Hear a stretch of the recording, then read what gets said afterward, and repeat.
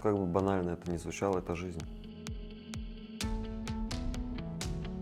Основатель, идейный вдохновитель ансамбля «Атеш» Медат Халилов не просто ставит танцы, но и зажигает огонь в сердцах своих учеников. Его любовь к танцам своего народа, зародившаяся в детстве, стала делом жизни. В 6 лет меня в первый раз отдали на гимнастику. Занимался гимнастикой. Далее бабашкиного друга дочь открыла кружок крымско-татарских танцев у нас в селе в Пожарском. И, конечно же, опять же, у меня не спрашивая, меня отдали, потому что нужно поддержать. Потом мне понравилось. Тем более я был, знаете, я был самым лучшим танцором в Пожарском, потому что из мальчишек я был самый лучший, потому что я был единственный. Bizler 92 senesi koçup geldik. O vaxtda Midat 3,5 yaşındaydı. 95 yılı. Bu bizim yaşayan yerimizde savxoz edi. Her yıl yaz işleri bitken son kuzda ular Dom Kultura'da toplaşıp ele bir bayram geçireydiler. Ayaskarlar oynaydı, yırlaydı. Merasimin sonunda 6-7 tane ufak kızçıklar bizim Saran terçiklerinden çıktı. Bizim milli oyunumuzu oynadılar. Onu görgen son ben doğrusunu aytganda yüreğim taştı. O oyunların o görürken ele bizde Hatice var koyumuzda. Son Hatice'den soradım. Benim için oğlançıkları yoktur. İşte bulağa kim oğlanlar dedi. Ama son ikinci konu Midat'ın oyun takımına barıp özüm tapşırdım. Все это нравилось до тех пор, пока мои друзья не пошли на бокс. Я тоже решил заняться боксом, я понял, что да что это такое, танцы это не мужское, я пойду на бокс. Занимался боксом буквально несколько лет до момента, в 9 классе или в 10 я был, когда нас пригласили в Крымско-татарский театр на концерт «Миллет». Мы сидели в первом ряду, вот прямо сейчас, как перед глазами этот момент. И я вижу, как танцуют артисты балета Крымско-татарского театра, они летают по сцене. Мне это понравилось.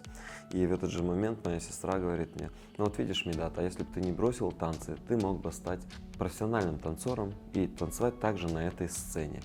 И вот в этот момент я переключился, я понял, что я хочу связать жизнь с танцами. Родившись в семье врачей, Медат Халилов с ранних лет почувствовал зов сцены. Его сердце билось в ритме народных мелодий, а ноги сами рвались в пляс.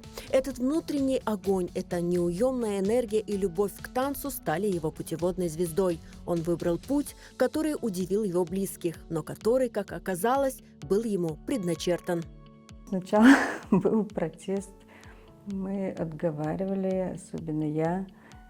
Считала, ну что это у тебя за профессия, у нас все медики в семье, и должен, может быть, тоже пойти в медицину. Он категорически решил, что именно хореография – это для него. Это не мужская профессия, как ты будешь содержать свою семью, должна быть нормальная работа.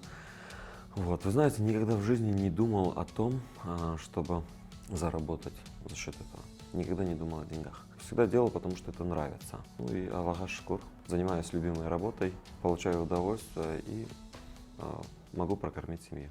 Встреча с искусством стала поворотной в судьбе. Вскоре, как это часто бывает, когда человек находит свое призвание, стали появляться новые возможности. Они подходили ко мне и говорили: Медат, а ты сам не преподаешь? Я бы своих детей отдал к тебе на танцы.